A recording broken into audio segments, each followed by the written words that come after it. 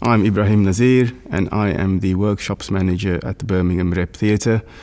I manage the workshop where we do carpentry and metalwork, the paint shop where we paint all the scenery, and the props workshop where we build all the props. You have to have a decent amount of knowledge of all of those things to be able to manage them. I worked a lot with my dad, doing lots of welding and doing lots of different types of carpentry. My background is actually in architecture. I studied architectural technology in Cape Town, South Africa, where I'm from, and I worked in architecture for about 10 years before I got into theatre. And it was a natural sort of transition for me. I mean, I loved working on buildings, but what I really loved to do was to work with a lot of creatives and making their designs work, taking it from a level of being a model in a model box or drawings and making it into something bigger and actual and real. That was sort of how I got into theatre. Right, so metalwork mostly relates to the structure of a set piece. So it could be a flat, which is a tall wall, or it could be a deck, or it could be a lamp, for example. But mostly it's the structure that actually supports the set piece. It's the skeleton, and their day would basically be, they'll come in the morning, we'll have a nice cup of tea, and we'll talk about what we're doing for the rest of the day.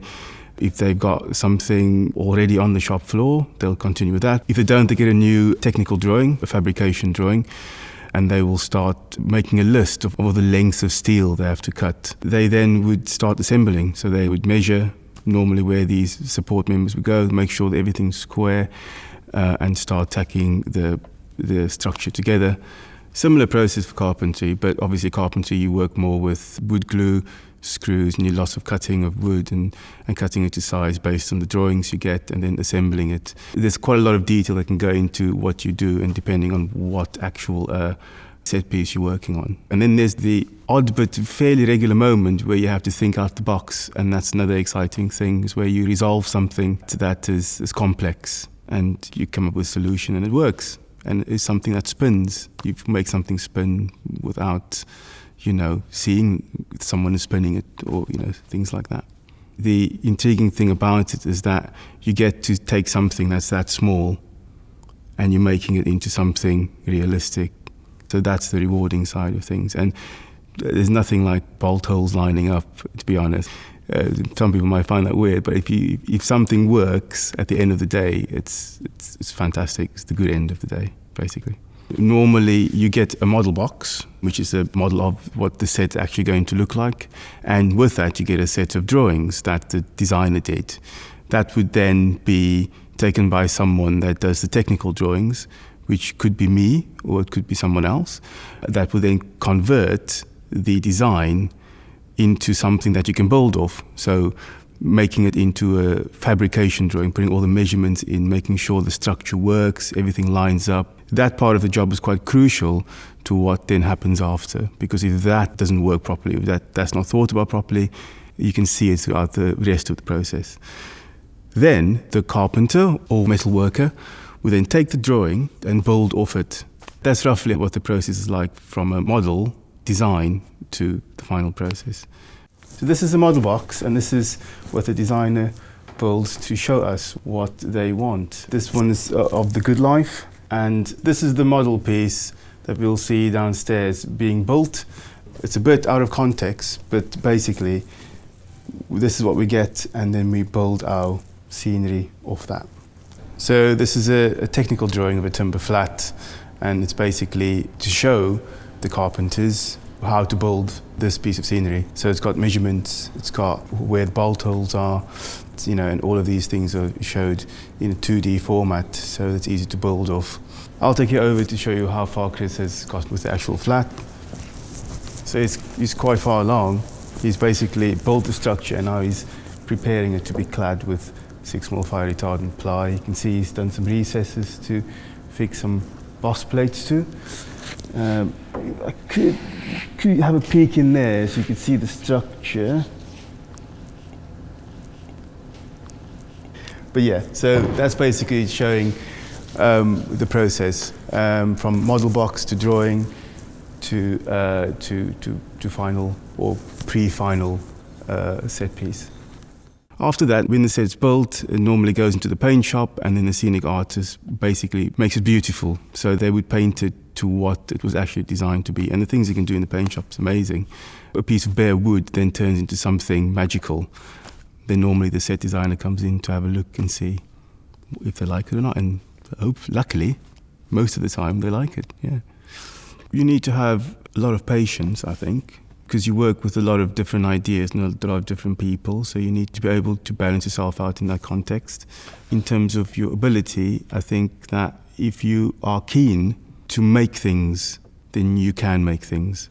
The advice I would give young people is that if you see something on stage, you always think about what actually happened, how it actually got there. There are things that you don't see backstage that is vital to what happens on stage. I think a lot of youngsters don't quite understand the processes that happen in the background before things get on stage. And I think there's a lot of different roles out there and a lot of different opportunities in theatre that is not performing. So I would say, if you watch a play, think about how that wall got on stage, and think about who's turning the lights on, who's turning the lights off. Think about how someone knows when to go on stage. Those are all important things that make the actual play happen. Obviously, the actors and directors and the creators are all very important, but there's a core that hold things together, and that, I think, would be what happens backstage. Apprenticeship's normally good, a good way in. We had an apprentice in the workshop, and she excelled. She was brilliant at carpentry and welding. But I think if you've got a good head for putting things together, I think that's the main thing, that there's a foot in the door, basically. If you can find a place that's willing to give you the opportunity and you have a technical brain, then that's one of the ways in. I don't think you need a university diploma or anything like that to get into building things. I think there's something you can learn on the job. The one that really stood out to me was a comedy about a bank robbery. The set was everything moved. Everything moved and things folded in on each other. And it was fun to watch. And at points it was quite tricky to make the set work. But, it was very rewarding seeing that on stage. There was a massive truck that was pushed on stage and it folded open into a room. And then it folded closed again and it was pushed off stage. And it's that kind of set gymnastics that would also gets me excited, really. So that's the one show that, in terms of set, that I really loved. It's lots of fun, basically. I think that's the one thing I wanted to get across. I'm talking a lot about carpentry and drawings and stuff and processes, but it's a lot of fun working with a lot of lovely people and a lot of different people. For me, that's a very important part of the job. Working with many different creatives and many different beautiful things in terms of sets and scenery.